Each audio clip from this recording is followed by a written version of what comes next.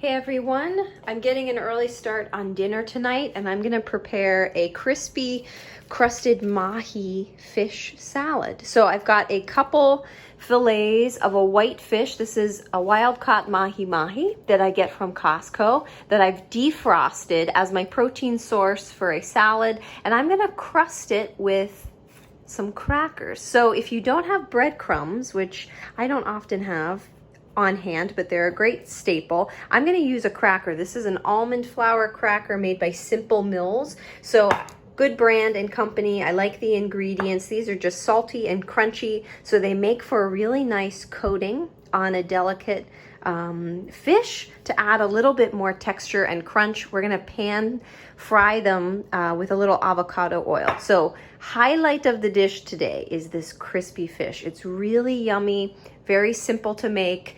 You can use frozen fillets that you can keep in the freezer for weeks or months, so you don't need to go out and buy any kind of fresh fish. And you're also going to use a dry good, something like crackers or breadcrumbs that you have in the fridge, and an egg just to dredge it before we coat with the crackers. So I'll show you how to whip up the coating. We're going to use a Ninja or a Magic Bullet just to grind the crackers with a little bit of spice before we coat the fish.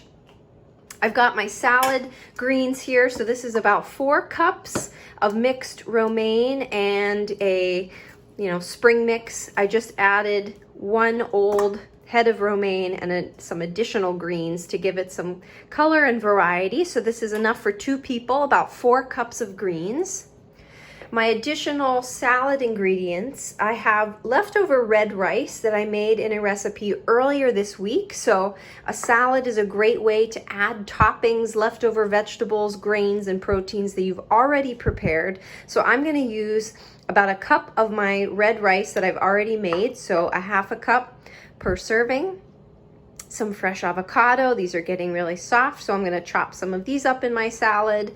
I'll do a quick sort of fajita fry with a red pepper and some white onion. One of my favorites, sauteed peppers and onions. Tastes good on just about everything. Canned beans, again, so classic pantry staple. This is a blend of kidney and black beans. You could use any you prefer, but I like the taste and the texture. They add fiber and protein and some essential minerals to my salad. So we'll pop some of those in as well. If you have other vegetables, fresh tomatoes or cucumber, even frozen corn, jicama, I don't know how many people have that on hand, but that would be a really nice crunchy, fresh textural element in this kind of Mexicali inspired salad too. Our vinaigrette is going to be something similar that I put on our plant-based Buddha bowl that we made in April for Earth Month. So it's a cilantro vinaigrette with some lime, garlic, honey, cumin, olive oil, and fresh cilantro leaves. So I'm not using anything I had to go buy today. Leftover grains. This is just some goat cheese, the last of a little bit I had in the fridge, in place of a queso fresco, something that would taste really nice on this Mexicali inspired salad. I'm going to use a little goat cheese, some onion, avocado, red pepper, a can of beans, and our frozen fish, which is the star of today. So I'll start first with our vinaigrette and let that chill in the refrigerator. We'll get our onions and our pepper going on the stove, and then I'll show you how to blend the crackers and coat our fish for a really yummy, crunchy fish. Okay, so these are my ingredients for the quick vinaigrette. I've got about 1 cup of cilantro, some olive oil, cumin, salt, fresh garlic, honey, and I squeezed 2 limes in here. I'm going to start with a couple tablespoons, check the taste and tartness, and add more if needed. So I'm going to put them all in this Ninja blender. I'm going to add my liquids first and then put the herbs on top and blend them up. All packed in, screwed on the lid, and I'll just blend until combined.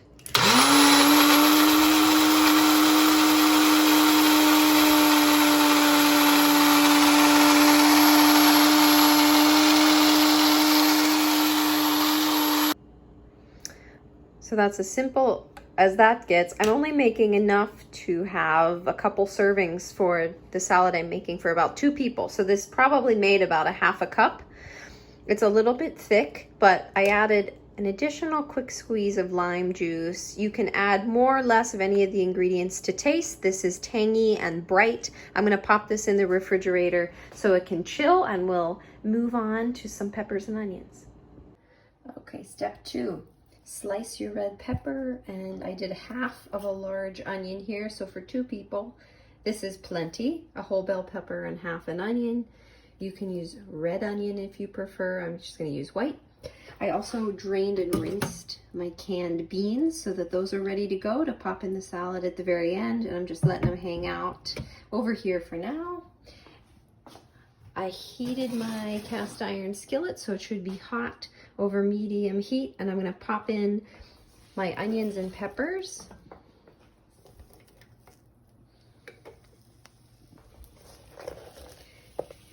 And just do a quick saute of these. So I don't want them to be super soft. I want them to have still a little bit of a bite and a crunch in a salad.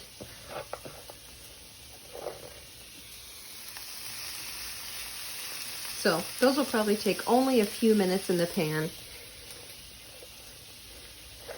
You can add more or less based on your taste, but sort of a quick fajita vegetable. If you wanted to add things like a green pepper, jalapeno, zucchini, mushrooms, have at it. But really simple, adds flavor, adds color, adds vitamin C, quercetin in the onions, which are a compound that's being looked at right now for immune support during COVID-19. So good mix of nutrients in there. I'm gonna let those go for a few minutes. I've got my beans on hand, and we're gonna start with the crust for the fish.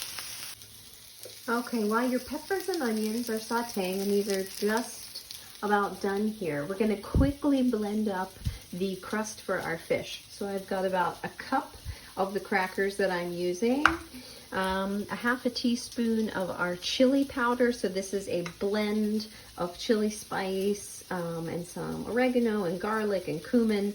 So you can buy a blend at the store. I'm adding a little more garlic powder here. We're going to add just those dry ingredients again to this little ninja bullet. So make sure you wash and dry after you make your marinade. I'll pop those in and blend them up. So I pulsed this in the Ninja only about twice. So these crackers are pretty soft. You don't need to pulverize them into really fine powder. You do want a little bit of texture and crunch left. So a couple pulses, that's it. I'm gonna spread these into a pie dish or other plate, something flat, so that you can evenly coat the front and back side of the fish. Okay, so this is the easy prep for the fish. I showed you how to blend the cracker crumb. So all I did was spread that in a pie dish or other flat plate so that you have an even coating surface. I cracked my egg in another pie dish. You could use a plate or a bowl. If you wanted to do the fish in pieces, a bowl would be fine. I'm just gonna whip that or whisk that almost like you're scrambling an egg so that the whites and the yolk are combined. And this is gonna be our coating so that the breadcrumbs stick. So if you've ever made another coated dish or like a chicken tender or something, you need something sticky. So that's the egg's job here. Great. So you can use the whole fish fillets if you want, which is what I'm gonna do today. You could also cut these into pieces or into strips. And then we're simply gonna, oop, there goes my fork, dip it into the egg mixture, coat it with the crackers, and then pop it in our hot pan. So I took out my peppers and onions and set those aside. We'll use the same cast iron pan to do the fish as I did the peppers. All of my other ingredients are ready to go. So the last piece of this is the crunchy fish. Okay, I'm gonna attempt to do this very carefully with one hand. Take your fish fillet, either whole or pieced, and just bathe it in the egg mixture. So one egg is actually more than enough for 2 fillets. If you're doing quite a few pieces of fish, you might need more, but you'll have remnants of egg here that you won't use and have to toss. So I'm just gonna roll it around in my egg mixture, make sure it's all evenly coated. This is something you don't taste, right? So if you're not someone who enjoys or prefers eggs, you don't taste the egg in this. It's really just a sticky coating. And then I'm gonna lay it right in my cracker crumb mixture and just let it sit for a second to get coated on one side. I'm gonna carefully lift and flip. Try not to touch the breadcrumbs too many times with your wet fingers. If I had my other hand available, I would do this with a dry hand so that you don't make the cracker crumb soggy, right? So since I'm using one hand here, I'm just gonna let it sit for a moment before I do my other piece. But really, you wanna pick it up, coat it on both sides. You can use your dry hand to pat some cracker crumb against the sides of the fish. And then you can pop it back on your plate. Since this is still raw, go ahead and put it back on the same plate, and then we'll transfer to our hot skillet. Okay, all set here. So importantly, make sure you're using two separate hands, one to pick up the fish and dredge in the egg mixture, one to coat with the cracker crumbs so that you don't get soggy, mealy crackers. So two separate hands, and then when you put them back on your plate, just make sure there's not a lot of fish juice or other liquid on the plate, otherwise you'll create some soggy crumb.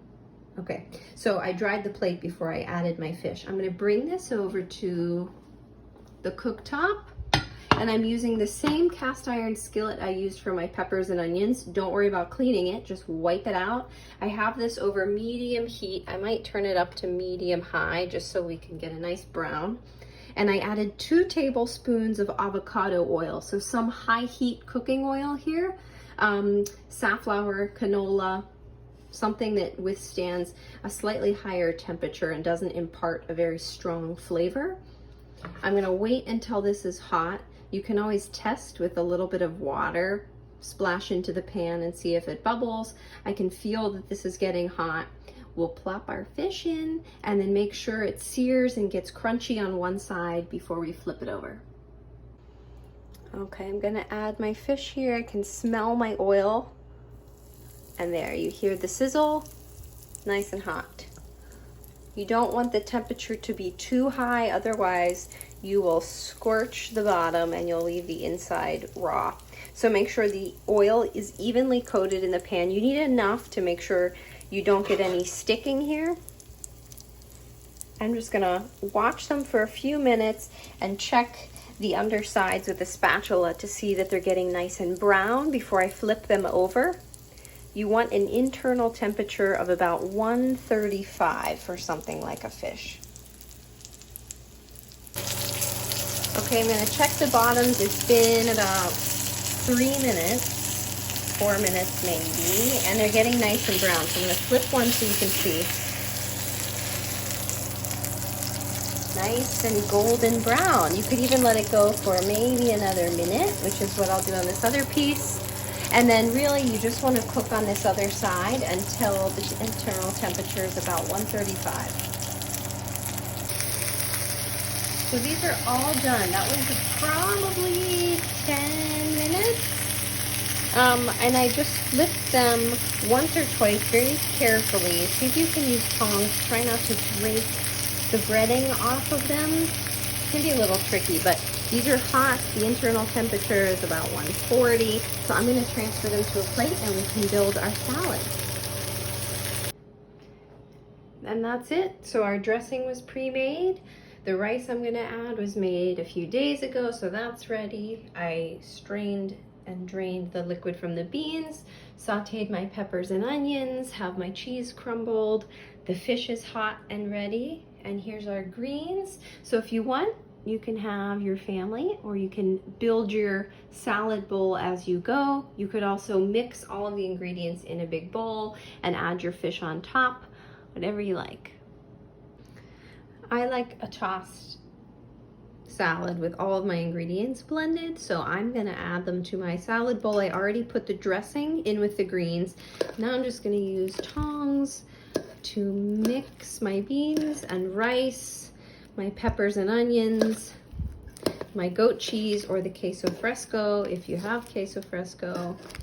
So this really bulks up. It doesn't look like a ton of greens to start, but once you add your beans and your rice and your peppers, this becomes a very hearty, nutrient-rich salad.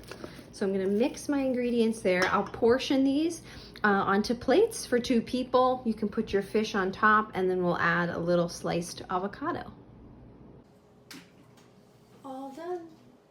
So I mixed all of my separate ingredients into my greens with the dressing.